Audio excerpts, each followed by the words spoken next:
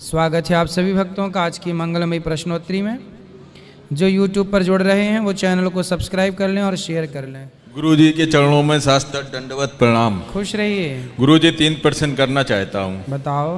पहला प्रश्न है कि हम लोग चोटी और तिलक क्यों लगाते हैं और चोटी क्यों रखते हैं, और क्या एक मुसलमान व्यक्ति तिलक और चोटी रख सकता है? चोटी इसलिए रखते हैं, ये एंटीना है, डाउनलोड हो जाती हैं चीज़ें भगवत कृपा से। तिलक इसलिए लगाते हैं कि भगवान श्रीमन नारायण के चरण हैं, तो चाहे हिंदू हो या मुसलमान, जो भगवान के चिंतन को, जो भगवान के चरणों को डाउनलोड करना चाहे, हृदय में बसाना चाहे, चाहे वो हिंदू हो या मुसलमान, तिलक लगा सकता है, चोटी रख सकता है। अगर आपकी अनुमति हो तो हम कुछ कहना चाहें इस संबंध में। बताइए।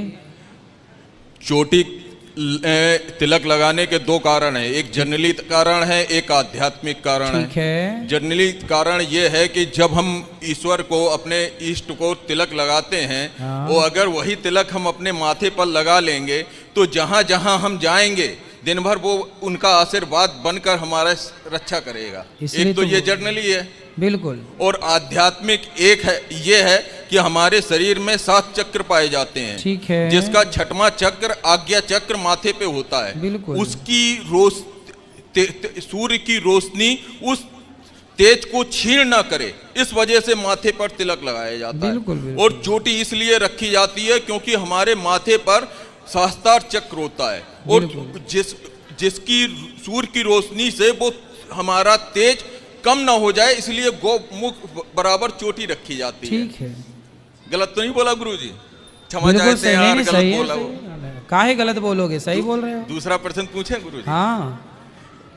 दूसरा प्रश्न ये है कि 2 शब्द ऐसे कौन से हैं जो अगर व्यक्ति जान ले और अपने अंदर उसे ग्रहण कर ले तो उसे मोक्ष की प्राप्ति हो जाएगी? 2 अक्षर, 2 शब्द ओनली। हाँ, राम ही जानते हैं हम तो। राम नाम हृदय में आ जाए तो कल्याण हो जाएगा। नहीं, ये तो एक शब्द हुआ गुरुजी, 2 शब्द हैं। तो सीताराम, सीता सहित राम।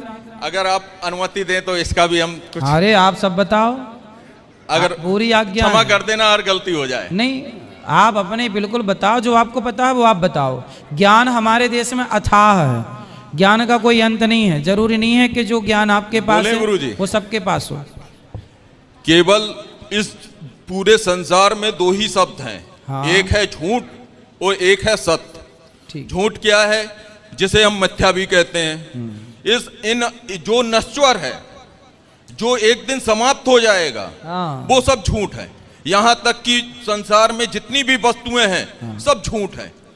और यहाँ तक कि बीवी, बच्चे, भाई बहन सब झूठ है। सत्य क्या है? सिर्फ ईश्वर। ठीक है। जब तक इस झूठ के माया जाल में हम फंसे रहेंगे ना, उतने ही सत्य से दूर रहेंगे। और जैसे जैसे इस झूठ के माया जाल से हम बाहर आते जाएंगे ना, उतने ही सत्य के करीब आते जाएंगे। इसलिए तो बोल रहे हैं, सत्य जब भगवान है तो सीताराम को बिठा लो हृदय में, यही कल्याण हो जाएगा। वही तो बात थी। और जब पूरी तरह से, यानी कि आखिरी झूठ हमारा होता है हमारा अहंकार, मैं, जब वो झूठ हमारे अंदर से चला जाता है, हमारे शरीर का झूठ, उसी समय हमें मोक्ष की प्राप्ति हो जाती है। गलत तो नहीं बोला गुरुजी? सब सही है। तीसरा प्रश्न पूछो गुरुजी। बिल्कुल पूछो। तुम प्रश्न काहे को पूछोगे, तुम बताओ। नहीं गुरुजी, क्षमा कर दीजिए, अब हम नहीं पूछ रहे ना। पूछो। अच्छा लग रहा है आपसे बात करके। सुनाओ। सच्चिदानंद, अच्छे हो आप पूछ भी रहे हो और खुद भी उत्तर दे रहे हो। अच्छा है महाराज। सच्चिदानंद का अर्थ क्या है? सत चित आनंद बराबर सच्चिदानंद। जो ईश्वर सत्य है, जो चित है, चित स्वरूप है, ज्ञान स्वरूप है, प्रकाश स्वरूप है, और आनंद के सागर हैं। भगवान का एक नाम है आनंद। नंद के आनंद भयो, जो आनंद सिंधु सुख राशि। तो जो सत्य हो, चित हो, आनंद हो, वो सच्चिदानंद है।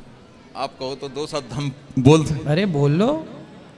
हमारे हिसाब से सत्य और चित माने होती है आत्मा, जिसे कहते चेतना।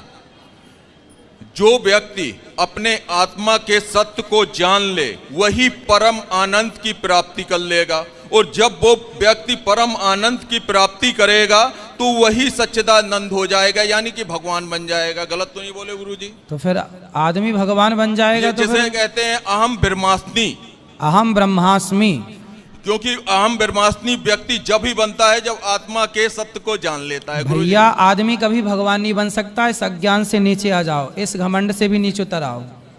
ये अहम ब्रह्मास्मि का फॉर्मूला हम सब इंसानों के लिए नहीं है, है ना। ज्ञान होना अच्छी बात है, इतने भी ज्ञानी ना बन जाओ कि खुद को ही भगवान कहने लग जाओ। नहीं नहीं नहीं नहीं नहीं, ऐसा नहीं है। अभी आप यही चढ़ रहे हो, ज्यादा भी मत चढ़ो। क्या है, ईश्वर को जान लेना अच्छी बात है। सोई जाने जेह देहु जनाई, और जानत तुम ही होई जाई। जब हम ईश्वर को जान लेते हैं तो ईश्वर के चिंतन करते करते हम ईश्वर के सम हो जाते हैं। ये मेरी माँ समान है, ये मेरी माँ समान है। क्या माँ है? माँ और माँ समान, पिता और पिता समान, भाई और भाई समान। ये अंतर है दोनों बातों में, हाँ या ना। उसी तरह हम ईश्वर के समान तो हो सकते हैं, ईश्वर नहीं हो सकते। ईश्वर और भगवान में बहुत अंतर है गुरुजी, जैसे भक्त और भगवान में है। अब देखो, ठीक है गुरु, सब बस धन्यवाद गुरुजी। ठीक है गुरुजी, राधे राधे। हाँ गुरुजी, मेरा क्वेश्चन है, मेरे पिताजी जो खत्म हुए ना, उनके बारे में। जैसे आपने बताया था कि जब कोई ऐसा होने लग जाता है कि उसके सामने ना राधे नाम लो, श्रीमन नारायण, और तुलसी दल, गंगा जल, ये सब, वो तुलसी की लकड़ी भी बताई थी आपने एक बार, समय कथा में सुनती हूँ। हाँ। तो वो सब मैंने ना किया गुरुजी। वो मुझे लग नहीं रहा था कि वो खत्म हो जाएंगे। वो इस तरीके से प्यार से देख रहे थे मेरी तरफ जब मैं श्रीमन नारायण बोल रही थी गुरुजी, तो मुझे लगा नहीं, लेकिन वो खत्म हो गए। गुरुजी ऐसा क्यों? और एक बात और सुन गुरुजी, कि जैसे वो मीट मछली खाया करते थे और हमने आपसे दीक्षा ले ली गुरुजी। हमारे यहाँ तो कुछ बनता नहीं है, लहसुन प्याज भी नहीं बनता है गुरुजी, तो हमने उनको दिया नहीं, तो हमें पाप तो नहीं लगा कुछ? नहीं, पाप नहीं लगा। हाँ, आप कीर्तन कर रही थी तो उनके प्राण आसानी से निकल गए, हैं अर्थात यमदूत नहीं, भगवान के पार्षद गण आए और बहुत आसानी से उनकी मृत्यु हुई, भगवत धाम को वो चले गए। जो नाम सुनते हुए प्राण त्यागते हैं उनकी सदगति होती है। हाँ गुरुदेव भगवान। और मेरी भाभी लोग हैं, चाची की बहू लोग, वो बोलती हैं आपने मीट मछली नहीं दिया ना तो वो मर गए, नहीं तो मरते नहीं। हाँ, मछली खा के अमर हो जाते, फिर हाँ, कभी मरते ही बताओ। नहीं। तो कौन बोला था ऐसा? हमारी चाची की बहुएं बोलती तो चाची की बहुओं को बोलना, चाची की बहुओं को बोलना तुम खाओ मछली मुर्गी, शायद तुम अमर हो जाओगी, तुम मरोगी नहीं फिर कभी। ऐसे बोलना उनको। हाँ गुरुजी। मछली खा के पाप कराओ, कमाओ। तो गुरुजी मुझे कोई दोस्त तो नहीं लगा? कोई दोस्त नहीं, आपने कीर्तन की अच्छी किया, आपने अच्छा किया। हाँ गुरुजी, मैं कथा सुनती हूँ, मैं आपकी, चाची आप मेरे गुरुजी भगवान हो। चाची की बहुओं को लाना हमारे पास, हम उनकी क्लास लगाएंगे। उन्हें मैं ये सुनाऊंगी, ये क्लिप सुनाऊंगी। हाँ सुनाना, बोले जब वो मरे तो उनको भी देना मछली खाएं। जी, मछली खा के मरेंगी, घोर नरक जाएंगी, भगवान का नाम सुन के मरेंगी तो कल्याण होगा। बोला कि आप लोग अमर हो जाओ, अब हाँ। खाते हो तो अमर होके दिखा दो हमें। बिल्कुल बिल्कुल, मूर्खों की बातें हैं। ठीक है गुरुजी, आपको चरण। राधे राधे महाराज जी। जी जी महाराज जी, शिव जी क्या खाते? आप उस दिन कह रहे थे कि शिव जी कथा का नशा करते हैं, पर मैंने बचपन से सुना है कि वो भांग धतूरा ये सब खाते हैं। भांग धतूरा कोई खाने की चीज है? नहीं, मतलब उनका नशा है एक प्रकार का। नहीं, शंकर जी को आपको किसने बताया कि भांग धतूरा का नशा है उनको? मैं सॉन्ग में सुनती हूँ, और ये पार्वती माता पीसती रहती हैं। अरे वो तो कुछ भी आप सुन लें, यथार्थ में ये है कि शंकर जी क्या है? सदा वसंतम हृदयारविंदे। शंकर जी के हृदय में कौन बसता है? भगवान राम, भगवान कृष्ण। शंकर जी नशा करते हैं किसका? हलाहल जहर का। जहर पीते हैं शंकर जी। क्या पीते हैं? जहर पीते हैं, और जहर पी करके कंठ में रखते हैं, हृदय नहीं ले जाते हृदय तक, क्योंकि हृदय में सीताराम विराजे हैं। तो भगवान सदा, शंकर जी सदा भगवान के चिंतन, भगवत चिंतन के नशे में रहते, भगवान का ध्यान।